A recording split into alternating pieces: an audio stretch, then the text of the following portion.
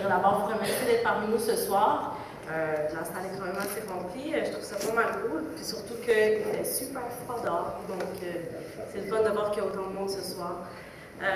Donc, je vais commencer par me présenter. Mon nom, c'est Narges Mustafa.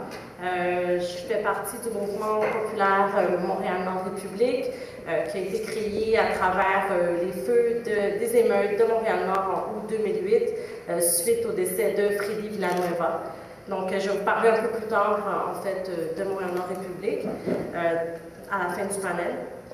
Je voudrais aussi dire que je suis contente de pouvoir co-animer avec François ce panel-là, parce que je pense que c'est un panel qui est quand même assez important, parce que ce soir, on reçoit des familles qui ont été touchées de très près par des bavures policières, puis qui ont perdu des proches aussi. Donc, aujourd'hui, ils vont pouvoir venir partager leur histoire, venir dénoncer et surtout venir nous parler du combat qu'ils mènent. Donc, et de l'injustice qu'ils subissent. Puis depuis spécialement le mois de décembre 2005, en fait, Mohamed Anas Benis a été tué à Côte-des-Neiges le 1er décembre 2005.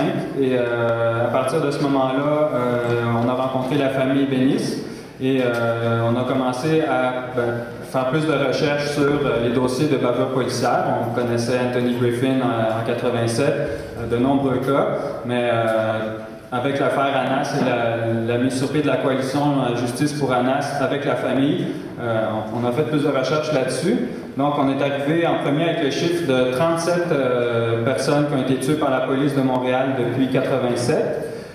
C'était basé, entre autres, sur des recherches faites par le COBP en 1996 pour les travaux de la commission Poitras qui enquêtait sur les enquêtes au sein de la SQ.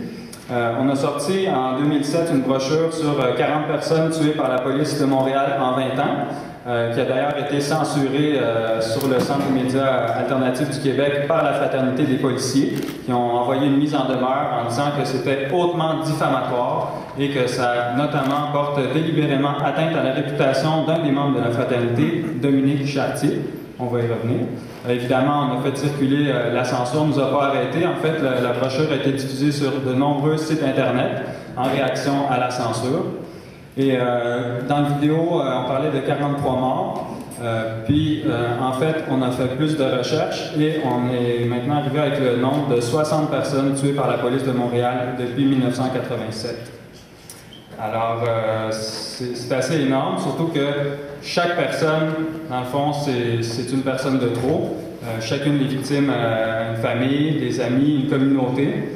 Donc, suite aux bavures policières, il y a eu toutes sortes de réactions de la communauté. Par exemple, des vigiles, des conférences de presse, des marches, la mise sur pied de coalitions pour exiger la vérité et la justice pour les familles. Il y a même eu quelques émeutes qui sont des expressions de colère et de la douleur vécue par la communauté face aux abus policiers et surtout à l'impunité qui fait que ces abus passent et finalement que les policiers n'ont jamais à répondre de leurs actes. Je pense notamment quand Leslie Presley a été tué dans un bar le 9 avril 1990, alors que la mémoire de la mort de Anthony Griffin était encore vive dans les mémoires. Leslie Presley était mort. Donc il y a eu une petite émeute à ce moment-là. On sait que les manifestations du 15 mars pour la Journée internationale contre la brutalité policière qu'il y a à chaque année depuis 1997, la cause des bavures policières et de l'impunité est régulièrement dénoncée dans ces manifs. Et évidemment, tout le monde a entendu parler de l'émeute qui a suivi la mort de Freddy Villanueva à Montréal-Nord, qui était particulière, entre autres, parce qu'il y a eu des coups de feu de tirer sur une policière. Donc, les personnes qui suivent les dossiers de bavures policières depuis quelques années, ils connaissent probablement des noms comme Anthony Griffin, Marcellus François, Richard Barnabé, Jean-Pierre Lizotte, Freddy Villanueva. Il y a aussi Yvon Lafrance, Martin Soiseau, Mohamed Anas Benis, Kylian Registre, Rohan Wilson, Michel Berniquez, Michel Morin, Michael Kyle, Paul McKinnon. Donc, peut-être que vous ne connaissez pas tous ces noms-là, j'en ai seulement nommé 15, mais sur les 60 victimes, il y en a 19, donc presque 1 sur 3, dont on ignore même le nom. Cette information n'est jamais sortie. Alors, pourquoi les familles réclament tout le temps la vérité et la justice? C'est parce qu'évidemment, le système ne nous donne pas ça. Au contraire, qu'est-ce que l'État, la police, les tribunaux, les bureaucraties, qu'est-ce qu'ils servent aux familles et à la communauté suite aux bavures policières? Bien, c'est des mensonges, c'est le secret et l'impunité pour les policiers. Donc, sur les 60 victimes, on peut dire qu'il y a au moins 111 policiers qui ont été impliqués dans ces affaires, de près ou de loin, et il y a au moins 61 balles de tirées sur des gens, mais dans seulement 4 cas, il y a eu des accusations portées contre les policiers impliqués. Alors, il y a l'affaire, évidemment, Anthony Griffin, en 87, le policier Alan Gossett qui a tiré une balle en plein front de Griffin, qui n'était pas armé. Il a été jugé 2 fois, il a été accusé, il y a eu 2 procès, les 2 fois il a été acquitté. Il avait été renvoyé du SPCUM, mais il a été réintégré suite à des pressions de la fraternité. Il y a le cas de Paul McKinnon qui a été tué, c'est un jeune de 14 ans, qui s'est fait écraser par une voiture de police en 1990. Et l'agent Serge Markovic a été condamné, lui, à 45 jours, évidemment, à purger dans la communauté, parce qu'il ne reconnaissait pas, il n'exprimait aucun remords pour le geste qu'il a posé. L'affaire Richard Barnabé, dans laquelle 6 policiers ont été accusés. Il y en a eu 4 là-dessus qui ont été reconnus coupables, dont 2 au moins qui ont été réintégrés dans le SPCUM par la suite. Et finalement, l'affaire Jean-Pierre Lizotte, en 1999, où l'agent Giovanni Stante a été accusé, puis lui aussi acquitté d'avoir causé la mort de Lizotte.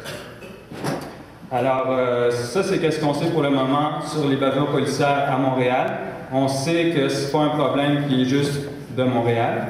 Partout où il y a de la police, il y a des bavures policières et l'impunité.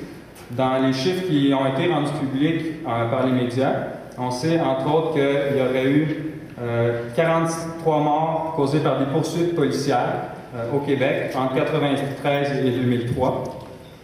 Donc, c'est assez énorme. Et au Québec aussi, 53 morts causées par la police juste en 2005 et août 2007. Donc, on sait qu'à Montréal, c'est un problème grave, mais partout au Québec, c'est l'est aussi. Mais c'est un phénomène qu'on ne connaît pas énormément, mais qu'on commence à plus analyser. Alors, donc, en gros, qu'est-ce qu'on remarque quand on regarde tous ces 60 cas? C'est que les quartiers dans lesquels les gens se font tuer par la police, ce n'est pas des quartiers riches, c'est tout le temps des quartiers populaires. Le centre-ville, c'est là où la plupart des cas arrivent, mais aussi sur le plateau Mont-Royal, à Montréal-Nord, ou dans le quartier Mercier, dans l'est de la ville. Qu'est-ce qu'on peut dire sur l'origine des personnes qui se font tuer? C'est qu'il y a au moins 7 Noirs qui ont été tués par la police de Montréal depuis Griffin, 5 Latinos ou Espagnols, et un Arabe musulman, Mohamed Anas Benis. Donc, on sait que le profilage racial existe, que les personnes membres des soi-disant minorités visibles sont plus ciblées par la police. Puis, un fait qui fait vraiment ressortir ça, c'est que sur les 27 personnes qui ont été tuées par balle, par les policiers de Montréal, il y en a 4 là-dessus qui n'étaient pas armés du tout. Et les 4, c'était Anthony Griffin, Marcellus François, Martin Choiseau et Freddy Villanueva. Donc, 2 Noirs, 2 Latinos. Alors, ce que ça dit, c'est que c'est comme si la couleur de ta peau, c'était considéré par les policiers comme une menace. Donc, s'ils sont face à un Noir, ils vont s'imaginer, ah ben c'est comme si c'était armé. Donc, ça montre vraiment que c'est pas juste une question de chiffres, mais les personnes de couleur sont vraiment plus à risque de bavure policière, si on peut dire. On sait qu'il y a aussi 7 personnes sur les 60 qui sont mortes, qui ont été causées par des poursuites policières à Montréal. Donc, c'est la deuxième cause, la deuxième arme finalement avec laquelle les policiers tuent. Ce qu'on peut dire rapidement sur le processus, comment ça se fait que les policiers s'en sortent? Bien, rapidement, comment ça se passe quand une bavure est commise? Les collègues des agents impliqués préparent la version policière officielle. Ils commencent eux-mêmes l'enquête, à rencontrer des témoins et tout ça. La SQ s'en mêle, la plupart du temps c'est eux autres. Ils font leur enquête soi-disant indépendante en se basant sur la version policière officielle des policiers impliqués, qui l'ont préparée avec la fraternité évidemment, qui sont des experts en cover-up. Suite à ça, la SQ blanchit les policiers et remet son rapport à un procureur de la Couronne qui blanchit les policiers parce que son rapport est basé sur le rapport de l'SQ qui est basé sur le rapport du SPVM. Vous me suivez?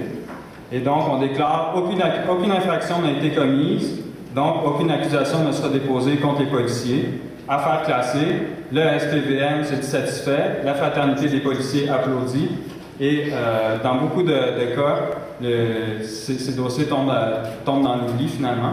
Mais donc c'est très important quand les familles luttent pour dénoncer ces cas, pour exiger finalement la simple accès à la vérité et à la justice. Mais c'est très important que la communauté, on soit là pour les appuyer dans ce combat, puisque ça ne concerne pas seulement les familles. On se sent tous concernés par ce qui arrive et on sait qu'on ne voudrait pas que ça arrive à l'un de nous et que si on ne fait rien, l'impunité, ça fait que les policiers se croient tout permis et qu'ils agissent comme l'agent Jean-Louis Lapointe et comme trop d'agents qui abusent totalement de leur pouvoir jusqu'à tuer les gens.